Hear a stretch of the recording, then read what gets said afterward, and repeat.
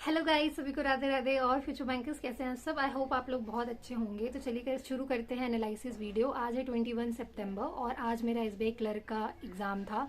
तो मैं आपको फटाफट बता देती हूँ कि मैंने कितना अटैम्प्ट किए। इंग्लिश में मैंने 29 अटैम्प्ट किए हैं और मैथ्स में मैंने 27 अटैम्प्ट किए हैं, कम है, ठीक है। और रीजनिंग में मैंने 32 अटैम्प्ट किए हैं।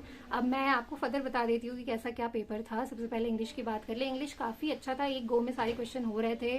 पैसेज भी काफ़ी अच्छा था। पैसेज एक फादर और सन ने एक कंपनी, कॉस्मेटिक पे कंपनी शुरू की थी, उसके बारे में था पूरा। फिर जो पैराजम्बल था वो भी काफ़ी इजी था, किसी एक पर्सनालिटी के बारे में बताया गया था, बहुत इजी था वो भी, तो फटाफट हो गया था। और मिस स्पेल्ट और रॉन्ग वर्ड हमें ढूंढना था, वो था एक क्वेश्चन। 3-4 क्वेश्चन उसके थे। और कौन सा क्वेश्चन था मैं भूल रही हूँ। हाँ, सेंटेंस रीअरेंजमेंट भी क्वेश्चन था। और एक क्वेश्चन, 3 क्वेश्चन ऐसे थे जिसमें हमें करेक्ट सेंटेंस पूछने थे। ऑल्दो अपन उसको एरर डिटेक्शन ही बोल सकते हैं, लेकिन वो थोड़े से मुझे घुमाऊ लगे क्योंकि मुझे पता नहीं क्या हो रहा था, मिल नहीं रहा था। मैंने 2 उसमें से मार्क किए हैं, एक में कोई भी करेक्ट सेंटेंस नहीं था और एक में सारे करेक्ट सेंटेंस थे। अब मुझे पता नहीं कि ये सही है कि नहीं। अगर आप लोग में से किसी ने किया हो तो प्लीज़ मुझे ज़रूर बताइएगा। तो ये 2 क्वेश्चन को छोड़ के बाकी मैं 27 क्वेश्चन में पूरी 100% श्योर हूँ कि मेरा सही गया होगा। फिर उसके बाद मैथ्स की बारी आती है। मैथ्स मैंने बाकी लोगों से पूछा तो सबने बोला था मैथ्स इजी है। हालांकि जो सिंप्लीफिकेशन वगैरह थे 6 या 7 ही थे। अगर बाकी शिफ्ट में भी 6-7 ही सिंप्लीफिकेशन आ रहे हैं, मतलब स्पीड मैथ्स 6-7 ही आ रही हैं, तो फिर ठीक है, फिर वही वही मतलब होगा फिर। बाकी क्योंकि मुझे पता नहीं है अभी कि कैसा क्या बाकी शिफ्ट्स में आया है। तो इस शिफ्ट में जो 4th शिफ्ट थी उसमें 6 या 7 सिंप्लीफिकेशन ही थे। सिंप्लीफिकेशन या अप्रॉक्सीमेशन कुछ था, उसमें सिंप्लीफिकेशन था।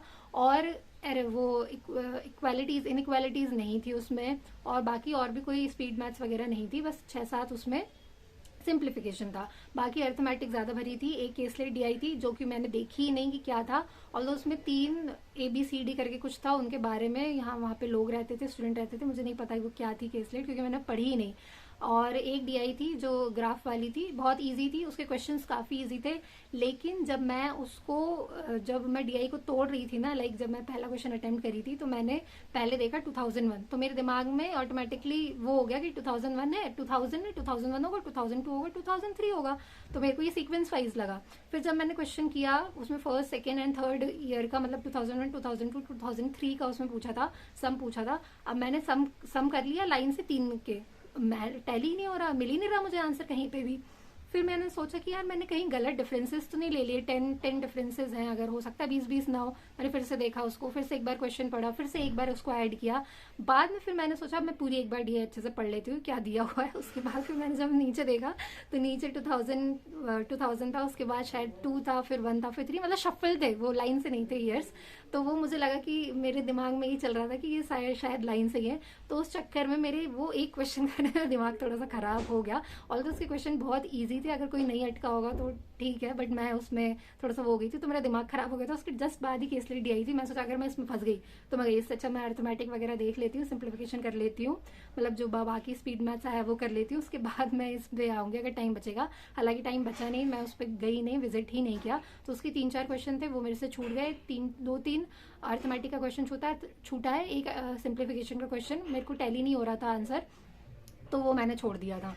तो उसके बाद मेरा टाइम अप हो गया था। ऑल्दो मेरी मैथ्स थोड़ी सी वीक है, बाकी लोगों से भी मैंने पूछा था तो उन्होंने बोला था मैथ्स उनको ओवरऑल अच्छी लगी है। और रीजनिंग की मैं बात कर लूँ, रीजनिंग जब मेरा पेपर खुला था ना, तो मैंने सबसे पहला क्वेश्चन उठाया था, उसमें पैरेलल रो में सिटिंग थी नॉर्थ एंड साउथ वाली, वो उठाया था क्योंकि मैं उसमें अच्छी हूँ, तो मैंने सबसे पहले वही उठाया था। मेरे 3 मिनट चले गए थे लेकिन वो बनी नहीं, मतलब एक सेंटेंस कॉन्ट्राडिक्ट कर रही थी, मुझे समझ नहीं आ रहा था कि कैसे होगी। बाकी ईजी था वो, मतलब मैं जब वापस रिविजिट किया था मैंने, तो मेरे से फिर बन गई थी। और उसके क्वेश्चन भी, जो क्वेश्चंस पूछे गए थे ना उसमें, वो भी थोड़े घुमा घुमा के थे। उसके बाद ही तो वो उस टाइम पे मेरे से नहीं बनी थी 3 मिनट जाने के बाद। उसके बाद फिर वहाँ पे हैवीएस्ट करके उसमें अरेंज करना रहता था पर्सन को, मतलब हैवीएस्ट टू मतलब जो थोड़ा सा लीस्ट, जो कम लेस में होते हैं, वो वाला ऐसा कुछ था। तो वो मैंने इसलिए नहीं उठाया क्योंकि मेरे को लगा कि ये इसकी पॉसिबिलिटीज बन जाती है, कभी कभी दिमाग में नहीं आता, तो मैं कहीं इसमें भी स्टक ना हो जाऊँ। तो मैं फिर आगे बढ़ गई और मैंने फिर जितनी जल्दी जल्दी होने वाले क्वेश्चन थे, मिसलेनियस वगैरह, वो किए। फिर एक पजल थी, वो भी बहुत ईजी थी, वो भी कर लिया मैंने। चाइनीज कोडिंग थी, वो भी ईजी थी, वो भी कर लिया। ब्लड रिलेशन था, वो भी ईजी था, वो भी आगे आगे और पीछे कितने अल्फ़ाबेट हैं वो भी मैंने कर लिया था ऑर्डर में, ऑर्डर रैंकिंग था। न्यूमेरिकल मतलब अल्फ़ा न्यूमेरिकल सीरीज़ थी वो भी मैंने कर लिया था। तो बाकी सब हो गया था। उसके बाद मेरे पास 4 मिनट बचे थे। मैंने सोचा अब मैं क्या करूँ, अगर मैंने वो वाला उठाया हैवीएस्ट और वो वाला वेट वाला उठाया अगर मैंने क्वेश्चन, तो मेरे 4 मिनट चले जाएंगे और मेरे 3 ही क्वेश्चन होंगे। तो मैं क्या करूँ, मेरे दिमाग में वही डीआई घूम रही, सिटिंग अरेंजमेंट घूम रही थी। तो फिर मैंने वो सिटिंग अरेंजमेंट ही उठाया और किस्मत से मेरी वो बन गई, इसलिए मेरे 32 अटेम्प्ट्स हुए। 3 वो हैवीएस्ट और वो वाला जो क्वेश्चन था वो मेरे से नहीं हुआ है। तो बस वही क्वेश्चन मेरा 3 रीजनिंग में छूटा है।